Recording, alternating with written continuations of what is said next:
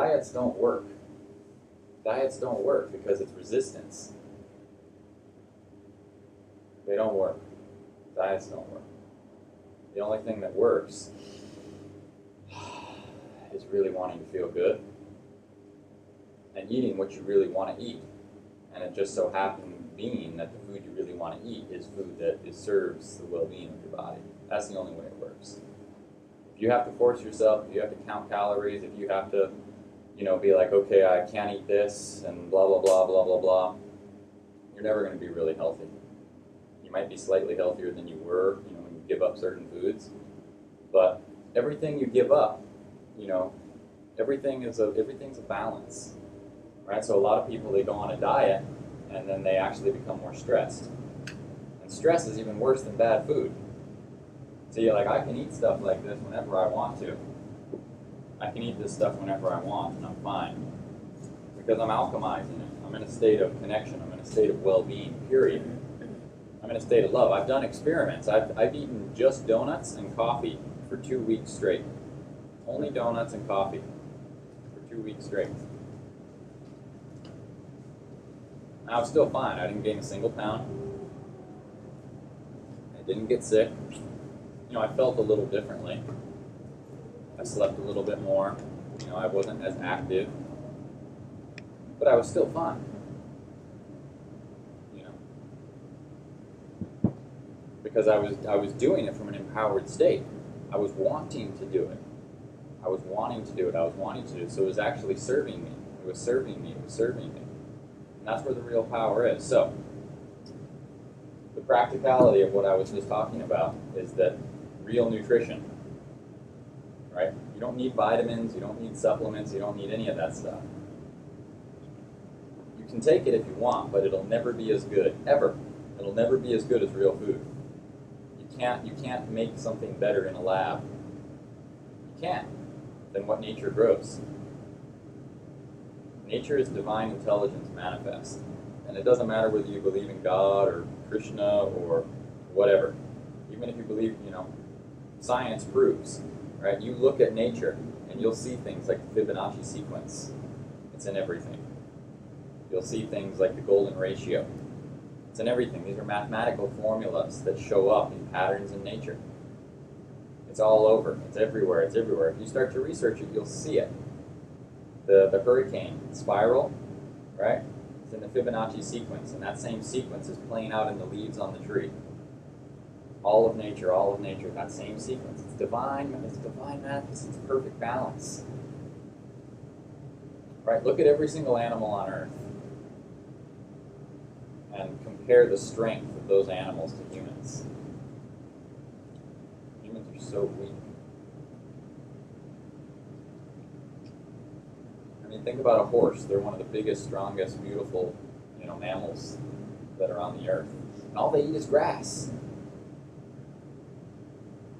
Right? They just eat grass.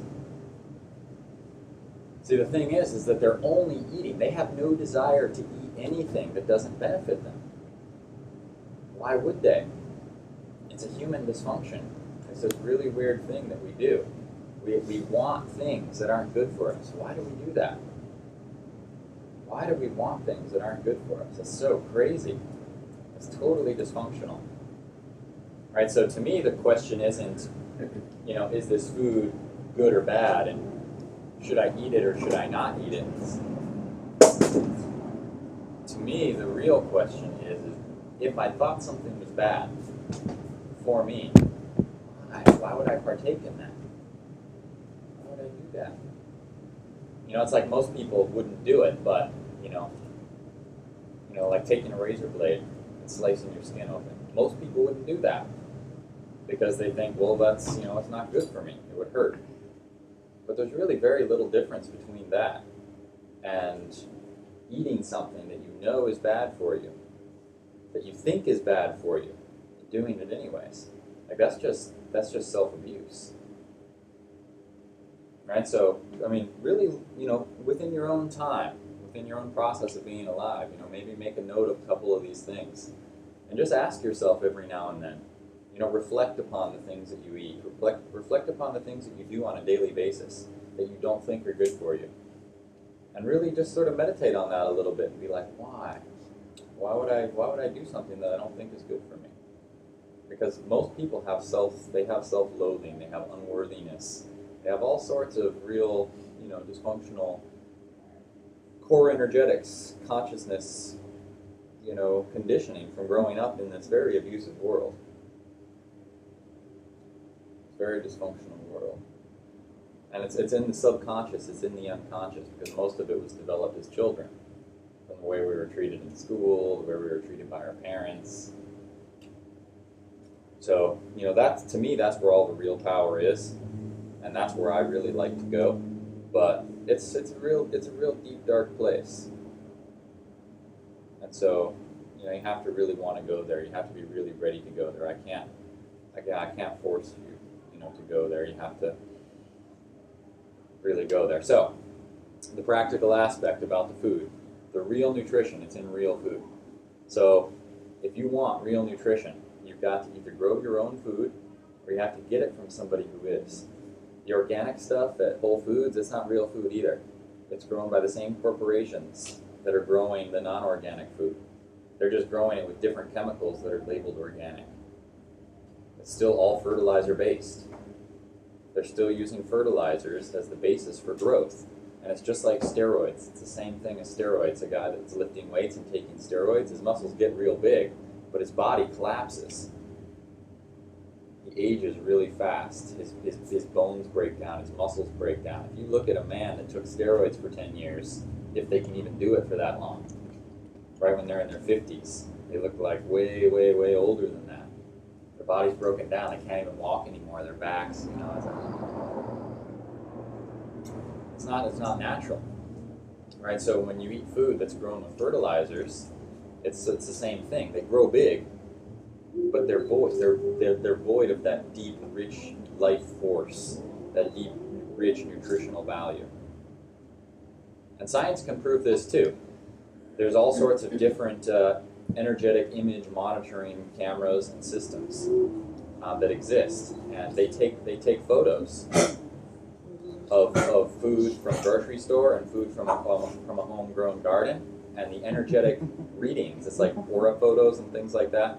The energetic readings are totally different, and it's duplicatable. It's duplicatable. So you take 100 different pieces of fruit from 100 different grocery stores, and then take 100 pieces of fruit from 100 different gardens, and 99 pictures out of those 100 are going to all be more resonant and vibrant with the garden foods than the store-bought foods.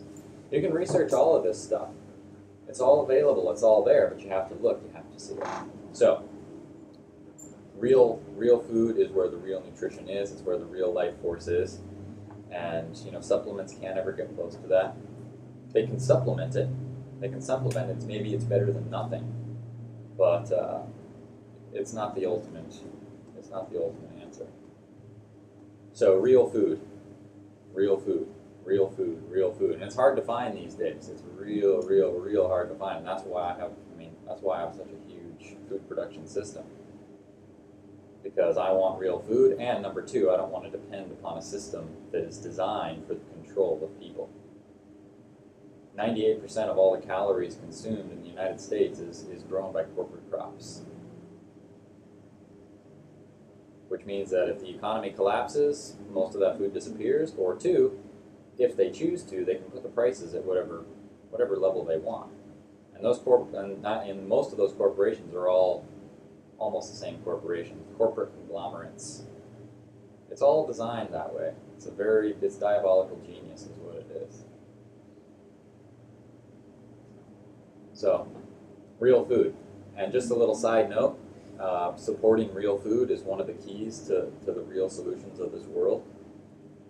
If people stopped buying food at grocery stores, if people just stopped doing that, the whole world would change. And a lot of the biggest problems that exist in this world right now would just disappear. They'd just disappear. Because a lot of the biggest problems are because of the food production system that currently exists. It's one of the biggest problems on Earth right now, is the current method of food production. It's completely unsustainable in every way. Not just for the Earth, but for the bodies, that are partaking and consuming those foods. Yeah. I just wanted to ask you a question. Yeah. Karen, she grows her stuff in haystacks. Mhm. And what do you put in there? So before you start, you put some different Like fertilizers. lasagna layering, or No, you put a little 10, 10, 10, and a lot of water. Kind of start breaking down the hay. And then you separate it, put a little dirt, and plant the plant. So is that bad since it's the, what is it, fertilizer? Like 10, 10, 10. I don't. I don't use. I've never used anything in a bag my entire life. I've never used anything bought. Not only do I grow all my own food, but I have a very strict, not a rule per se, but a strict moral code, and that's that it has to be 100% from materials that are not paid for. I refuse to buy. I refuse to pay for things because it's supporting everything about the world that I disagree with. And so if I partake in it, then I'm just a hypocrite. And not only that, but I'm actually voting and supporting every single day all the things about the world that I don't like. So what I do is I use only free materials. So, I'll get manure, bags of leaves. Where I live, I can go out and there's thousands of bags of leaves every fall in black trash bags. They just put it out there. I won't buy hay. I won't buy any of that stuff. I won't buy anything. I'll just take all those people's trash and I'll compost it all down. I just let the natural cycle of the earth compost it all down. Composting is a perfect mechanism. Everything is composting. Everything. Some things compost slower than others, but everything is composting. So it's a natural cycle. And what the earth does is it composts everything, and it turns it into viable nutrients, which can then be used. Even nails. You can throw nails, out around your trees or out in your garden, and as it rusts, that iron gets broken down and then is reabsorbed by the plants. Nature's a perfect design. It's a circle of life. It's a circle of life, a circle of life. And so when I design my sustainable food production systems, I'm designing it based on nature. That's what I'm doing. So what I'm doing is I'm designing ecosystems where everything is part of itself. There's no closed systems. There's no isolated systems. It's all contributing to the same purpose. It's all recycling itself. It's all recycling itself. So wood chips. If you live in a city, there's wood chip companies. They go and they cut down trees, they trim trees, all along the electrical lines. They wood chip all of that, and they just take it to the dump. They just throw it in the landfill.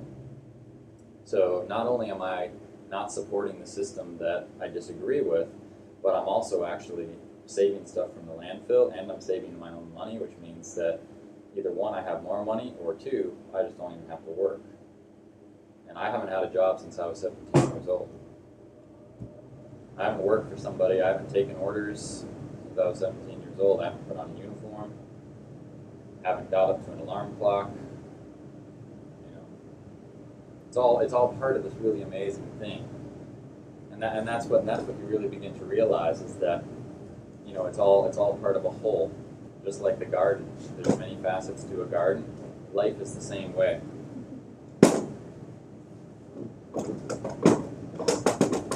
So one of the things that most humans do is they compartmentalize things. Okay, this is my health, and this is my work, and this is my family, and this is my, my free time, and this is that. And they're all these different things. But really, it's all the same thing. It's all the same thing. You're alive. You're living, you're having an experience. And it's all connected, it's all connected. The way you sleep affects your next day. And whether you had a fight with your significant other or had sex with your significant other the night before or the morning before affects your next day.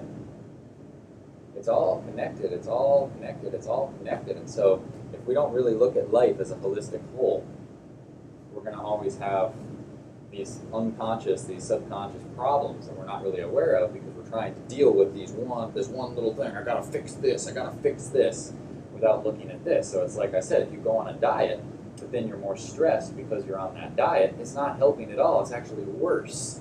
Stress is like the worst thing. I mean, it's just killing you.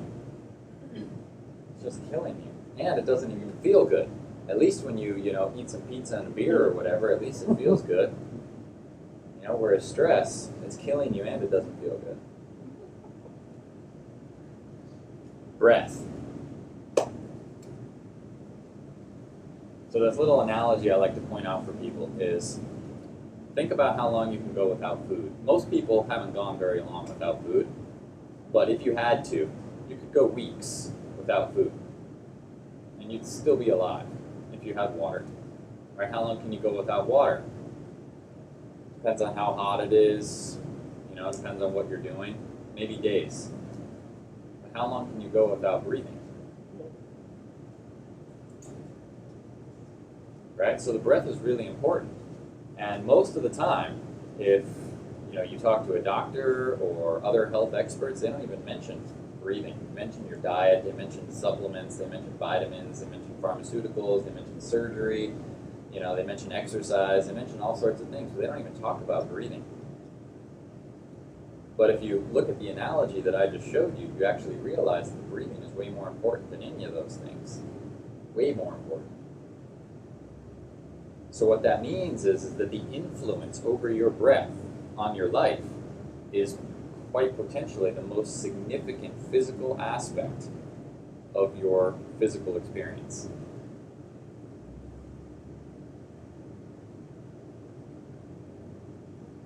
Which means that if you were to begin to deliberately attend to your breathing, you would be deliberately attending to your health in the most powerful physical way that you possibly could, without looking at any emotional stuff, any spiritual stuff, any energetic stuff, any consciousness stuff. Purely practical. The breath. Which means a couple things. Number one, the quality of air. That's a big thing. Obviously, living in a city is going to be the worst quality of air that you can get. And again, it all comes down to priorities. You're just going to have to make a choice. What are my real priorities? Most people's real priority is money. So if I'm making money, well, then I'll work in the city and that's fine. Or, social life. Well, I have to, have bars and stuff around me or blah, blah. There's nothing wrong with it. It's all okay. It's all okay. All I'm saying is that the breath is quite potentially the most significant physical aspect of your health or sickness, and quite potentially the most important aspect of that breath is the air quality. So just be aware of that. Just be aware of that now, and maybe for your future existence, for your future life, if it ever becomes really important, maybe that'll be a deciding factor in your lifestyle. The other part about breath is the actual mechanism of breathing itself. Most people breathe very unconsciously, right? How many times are you actually fully engaged in your breathing, having a love of making love with your breath, having a love affair with your breath? How often is that really happening? I'm doing yoga. Exactly. And all true yogis know that the basis of yoga is breath. That's where it all comes from. That's where the real power is, right? It's not in, okay, hold for 1, 2, 3, up, 1, 2, 3, down, 1. It's not about that. It's about getting in touch with your flow, with your body, with your breath, and moving from that breath, moving from that flow. If you're not doing that, you might as well be on a treadmaster.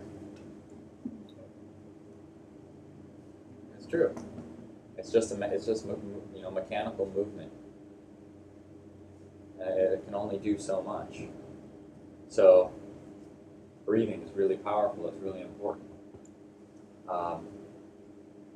Breathing deep. Most people breathe very shallow. So I would recommend doing breath work, breathing techniques to expand your, breathing capacity. For me, on a multiple, many times throughout the day, not only am I taking deep breaths very consciously, but I'm also actually doing breath work to make sure that this whole part of my body is very open and loose so that I can get full breaths. I can get full breaths. And there's a huge difference between taking a full breath and shallow breaths. Full breaths, they're just really, really good. Your body gets much more oxygenated. And oxygenation is key. Oxygenation is so key, and I'll talk a little bit more about that in a little bit. So, breathing. It's really powerful. Do some breathing techniques. You can find all sorts of breathing techniques online. Just Google it. They're all over the place. And, experiment with a few. Just experiment. See, the real power is in experience. Right? Rather than just believe what I'm telling you, rather than just believe what someone else is telling you, experiment with it and see how it feels. See if you feel better by, just start. Okay, today I'm going to take 10 deep breaths today. And then tomorrow I'll do 11. And then, a year from now, you're going to be at, 375 deep breaths in one day. And that's a huge difference from 10 or from none. That's just one extra breath a day. I mean, you're totally capable of that. You're completely and totally capable of that. It's not difficult at all. And it's extremely powerful. So if you care about health, which I'm not saying you should, but you're here, so even if you don't care, at least you have some sort of interest. And I'm just giving you very responsible, very real solutions. It costs nothing. It costs nothing, and you don't have to depend on some company, some corporation to provide it for you. It's self-reliant solutions. Movement. Movement is really important. And when I say movement, I say movement and not exercise. Because as far as I'm concerned, exercise is kind of like dieting. It's not really a solution. It has to be natural. It has to be inspired. It has to feel good. You have to want to do it. You have to enjoy doing it. Otherwise, it's work. And work is draining, period. It's draining. It's draining on the mind. It's draining on the body. It's draining on the soul. So exercise, working out, if you work out, you can, tone some muscles. You can maybe get some nice biceps and stuff like that. But really, the ultimate success that's going to be there is dictated on how much you enjoy it and how engaged you really are. And if you look at someone who's got a really, really, really nice body, it's not because they work out 1 hour every day. It's because they want to. That's why. It's because they enjoy it. That's why. If you were stressed and you had to force yourself to do it, you wouldn't have that body. You just wouldn't. It wouldn't work. I know people that have tried to exercise and they still don't lose their weight. Life is this very holistic thing. So I'm saying movement very consciously because I don't work out and I don't exercise. And I could go months and months and months and months sitting at my chair in a computer all day long, every single day. I'm not going to gain a single pound. And I could get out of my chair and I could still climb any tree around here. Because I'm connected with that part of myself. I've already activated that part of myself. It's there. It's there. It's like riding a bike. Even if you don't ride a bike for a couple of years, you get on that bike and you can ride the bike. Right? When you really learn something, when you really know something, it stays with you. It's there. So, for me, it's about being in touch with a certain part of my body. So we mentioned breath, and you said yoga. Well, I myself really don't like definitions. I really don't like practices. I don't like formulas. I don't like routines. And so in that sense, I don't ever do yoga. But if you look at what the truth of yoga really is, which to me is connection with the body. To me, if yoga meant something, it would be connection with the body. Feeling and being connected with the body. That's what yoga would be. Okay? So obviously breath would be a really important part of that. But what that would also mean is that life is yoga. True yoga is life. Right? If you get up and do a half hour of yoga a day, a lot of people would be like, wow, 7 days a week, a half hour, that's a lot of yoga. I'd be like, what?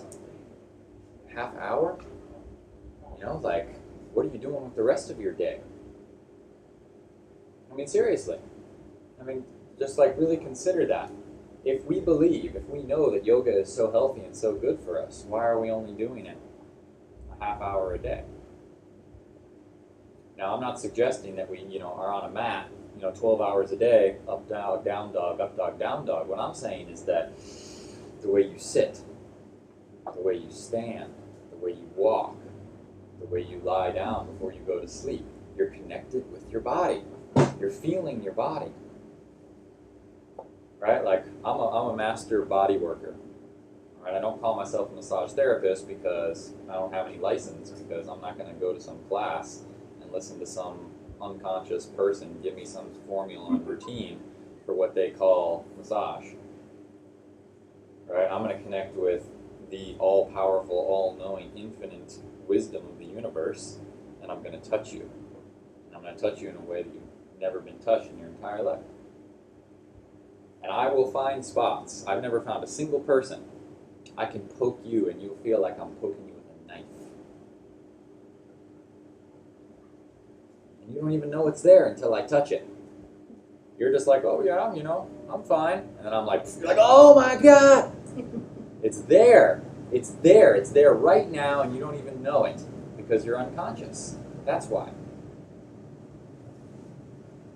You're unconscious and you're disconnected with your body.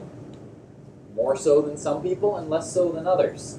We don't have to compare ourselves, we don't have to do this whole thing.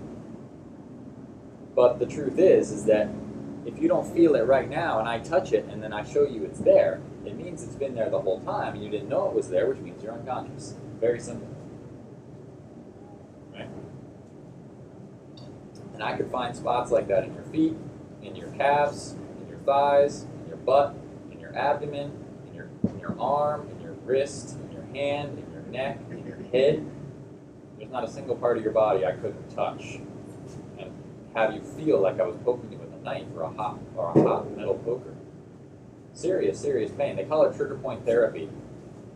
If you were a trigger point therapist, which I'm also not, because I don't need any of that.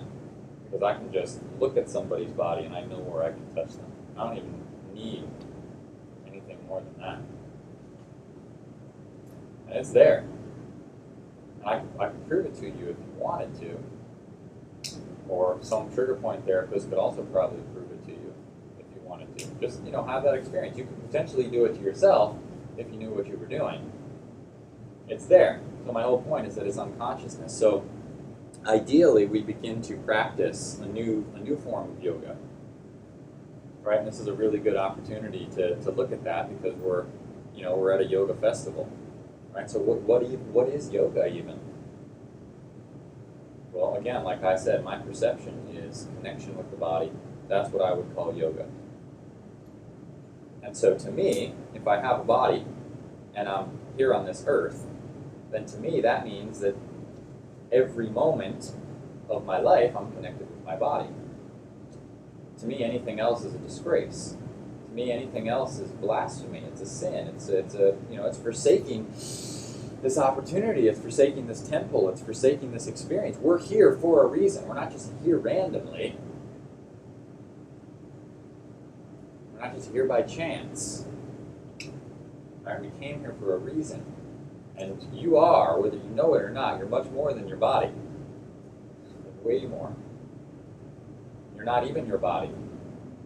You're just having an experience that involves your body. And your body is giving you a filter from which to have an experience. And if you've got a body that's tired and in pain, you've got children that are running around and happy, but you can't play with them because your back hurts or because you're tired or blah, blah, blah. Your experience is less rich. It's less full. It's not bad. I mean, it could be bad. It's just, it's not what it could potentially be. Right? So again, what I'm really here to say is not what's right or wrong or good or bad or what's true or untrue. What I'm here to say is that there are truths and there are potentials that most people are just not even considering, not even aware of. Like, the standards of health in this country and in this world are just so low. So low. You know, it's like, you know, people have these booths and, you know, they're giving consultations on health and they're giving consultations on healing and, you know, they're selling supplements and it's like, I'm way healthier than all those people are. You know? So what I'm saying is there's nothing wrong about it. There's nothing bad about it. It's just the standards. The standards are not that high. They're pretty low. And I'm not saying they should be higher. I'm just saying that they do exist and they're available to you. So the real question is what kind of an experience do you want to have with your body and with this life? That's what it all comes down to. It's all up to you. It really is. It's not the food's fault. It's not the government's fault. It's not the corporation's fault. It's not your family's fault. You know, even though, from my perspective, everyone I know was abused every day as a child, it's still not their fault. It all comes down to you. It all comes down to you right now. And what are you doing with your experience? And if you're not breathing deeply, and you're not in connection with your body, then your body's getting sicker and it's getting older. And you're going to be tired and in pain while you're doing it. You know? So, you know, let's really up those standards. Are these people that are coming in, are they here for my session or are we coming in for something else? Good for you. They're not really announcing. Say what? They're not really announcing out there. There's not a lot of clocks and things out there.